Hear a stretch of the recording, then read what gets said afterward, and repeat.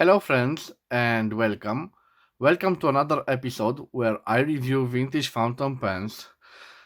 This time I have for you a beauty from the 1960s England, and we are talking about a beautiful Parker 65 in pristine condition.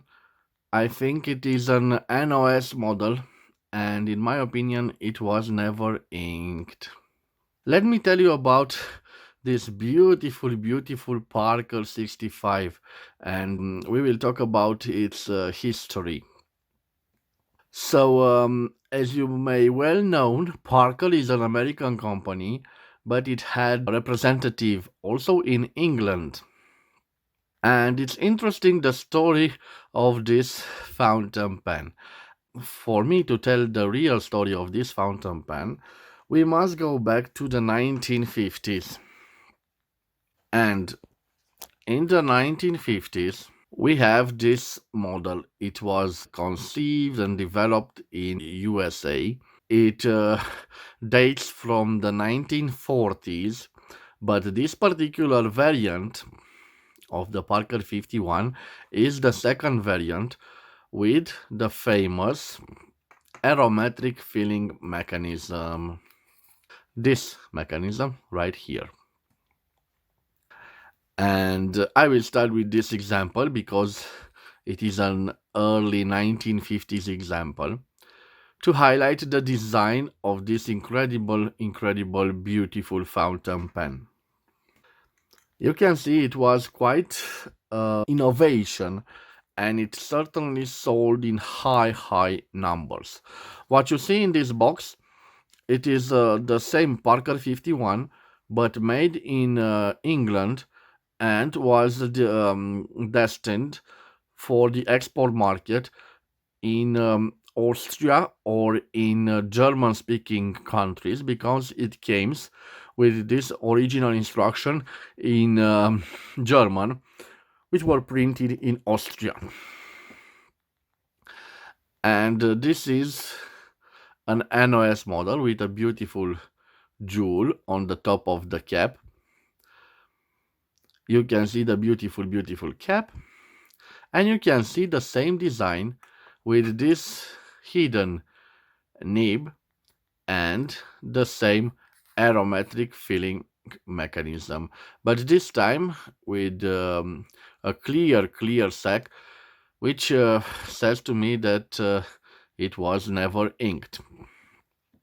Well, guys, those are products of the designs of the 1950s. They were sold in great numbers, but especially in Europe, the clients preferred the old look of fountain pens with the open nib. And I have here a fountain pen with an open nib. Of course, a design from the 1980s, but it is irrelevant. I'm just showing the two types of nibs. Some people prefer an open type of nib like this nib, and some people don't mind a hidden nib as long as it is functional and useful. So, guys, for those of the customers that prefer the open nibs, there were variants of the Parker 51 with the open nib. They remained as prototypes, but in the 1960s, it is the time of a new Parker 51, a Parker 61. I don't have one in my collections, but I will leave pictures with it. The Parker 61 was a much slimmer fountain pen, and it had a different design in the sense that the rounded endings of the barrel were changed, and for this, I will leave the Parker's 51 aside because I want to show you the design of this fountain pen. So remember, this fountain pen is a Parker 65, but the shape of it is identical to the Parker 61. Well, the Parker 61 was the next model that was meant to replace the Parker 51 with the same hooded nib. But the designers in England, they valued that there is a demand on the market for open type nibs. So they released in 1967 this beautiful nib. Just look at it. Let's give it a zoom. You can see it looks like a semi-hooded nib, but most of it is opened. So we have imprinted on it Parker 14K 585, and it's a wonderful nib, an open nib, quite a flexible nib. Let me test it on my fingernail. Yes, you can see the tines. And yes, in comparison with the hidden nib of the Parker 61 and 51, this was quite an innovative design, and sincerely, I like this nib. Before I added this fountain pen to my collection, I had this Karen, and I was obsessed by the beauty of its integrated nib in the design of it. And then I thought to myself, oops, this is a product of the 1980s and 1990s. Maybe the designers of the Watermans inspired from the Parker 65. But then I remembered that I have also a Waterman CF cartridge filler from the 1960s. So you can see the trend in evolution, and I can certainly say to you that the Waterman designers, they stayed true to their let's say to their heritage, and those fountain pens are quite similar. Of course, if we turn them, we can see that this has a classic feed. And interesting, our Parker 65 has this integrated feed. So it made me believe that the Watermans designers inspired themselves after the Parker 65. But whatever the case, I think that this Parker 65 is one of the greatest fountain pens made by Parker. But it came in the 1960s, a period of turbulence brought by the revolution of the ballpoint pen and by internal struggles between fountain pen manufacturers. This Parker 65 was introduced in 1967. You can see we have imprinted on the barrel 65 custom F. Also on the barrel right beneath the cap, we have a 65, and I hope you can see it. This was introduced in 1967, and this particular fountain pen dates between 1967 and 1975. Why do I say 1975? So you can notice these gray jewels or pearlescent jewels at the top of the cap and symmetrical at the end of the barrel. So you must know that in 1975, these jewels were replaced by a dome-shaped metal version. So I can surely date this fountain pen in the years 1967 till 1975. And I said to you that this was a fountain pen with great design, but it was maybe ahead of its time. It had lots of variants, including some presidential versions, which were made in solid gold, 9 karat gold or 18 karat solid gold. So quite a lot of variation, lots of patterns of on these gold plated caps. You can see here we have, it's not called gold plated but rolled gold, and 12 karat rolled gold. We have some imprint here, and I hope you can see it. We have another imprint here on the cap, and that's it. Quite a wonderful cap. I love the arrow clip and the other traits of this wonderful fountain pen. So after 1975, when it changed that design look, they still continued to make them, but in the late 1982 and the beginning of 1983, there was a worldwide recession on Parker sales, and Parker's Written Instruments operation was losing money for the first time ever. And in an effort to cut costs, 25% of the worldwide workforce was made redundant. And also in 1982, all the Parker 65 models, except the presidentials, were discontinued.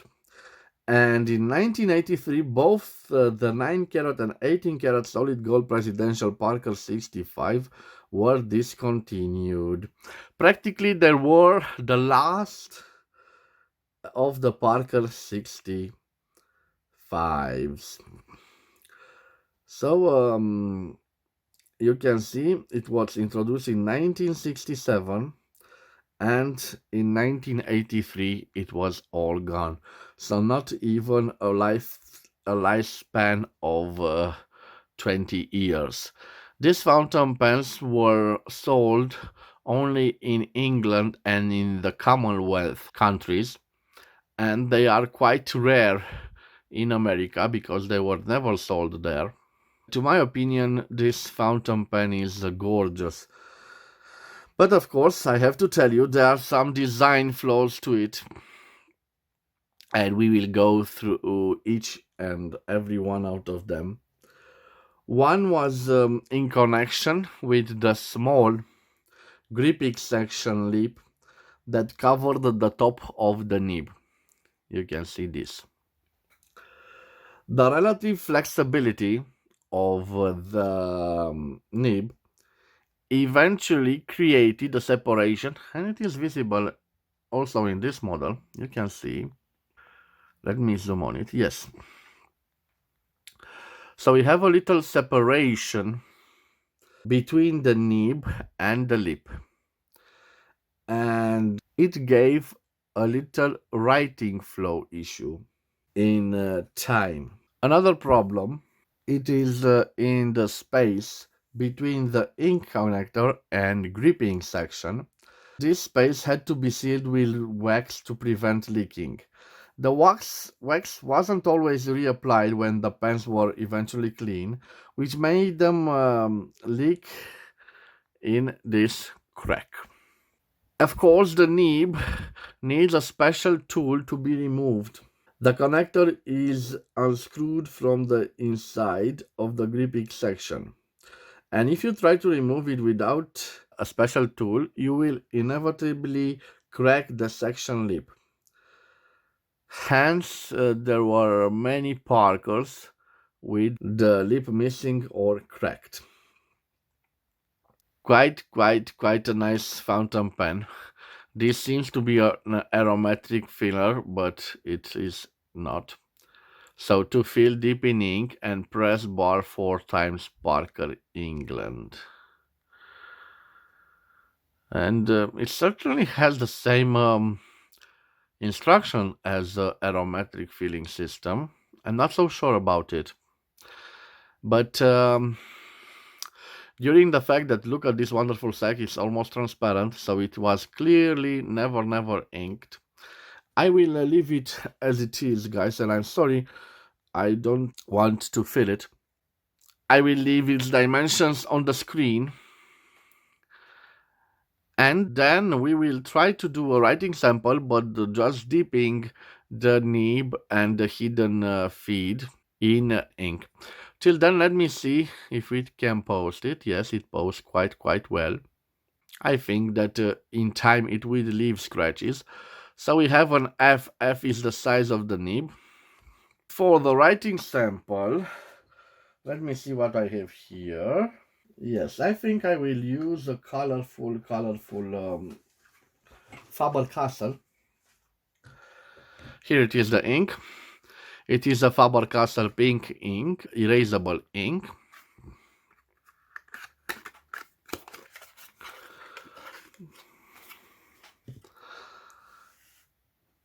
So guys, I will simply dip it in ink. Let me change the perspective of the camera because I want you to see the writing sample. Okay. Till I will dip it in ink, I will leave again on the screen its dimensions in case you've missed it. Okay, this is the Faber-Castell ink. Give it a little shake. I will put it here, open it. I will prepare a little tissue here. So I will simply dip it in ink. And now let's us try to clean it. Okay, I hope it will write. I'm not so familiar with its feed. So, first of all, let me give it a zoom. Okay. So, look at this beautiful thing. Parker 65 custom. I determined that this was a product which entered the market in 1967 till 1975 because I repeat, because of these jewels. Okay, it was made in UK or England, United Kingdom. Okay, this had a 14 karat 585 gold nib, an F nib. Let me see. So I told you it has some little flex to it. Let me test the flex. But you can see when you write with it no flex, it has a little bit of flex. Certainly, it is more flexible than a hooded nib, hidden nib. Let me see how juicy it is. Not so juicy, but remember, this is just a deep test, so maybe in reality it is much more better than this. Let me do also the pressure test. So here, no pressure, you can see, and here some pressure. And yes, I'm left without ink, so I have to repeat the same procedure. Just dip it, and try to use it as it is. Let me see how well it performs on doing signatures. Review. Okay, quite nice. I must tell you guys that I love it. No feedback, no scratching. You can see it simply glides. I'm not pushing, and it simply writes on the paper. And now it's time for that naughty fox.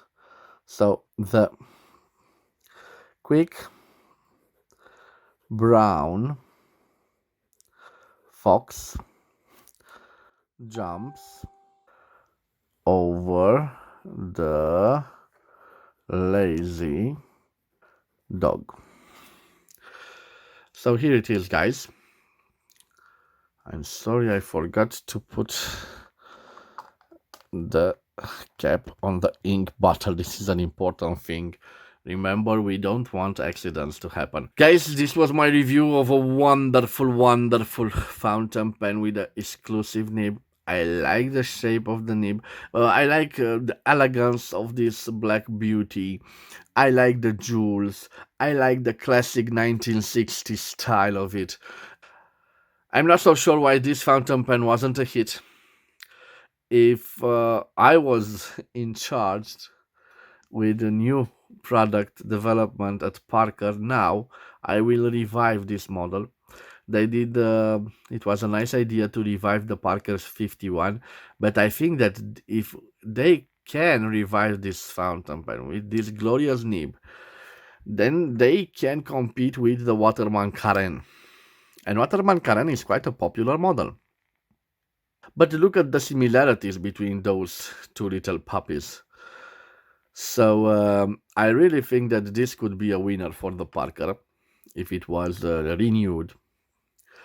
But again, please keep this gold nib. Guys, this is a wonderful fountain pen.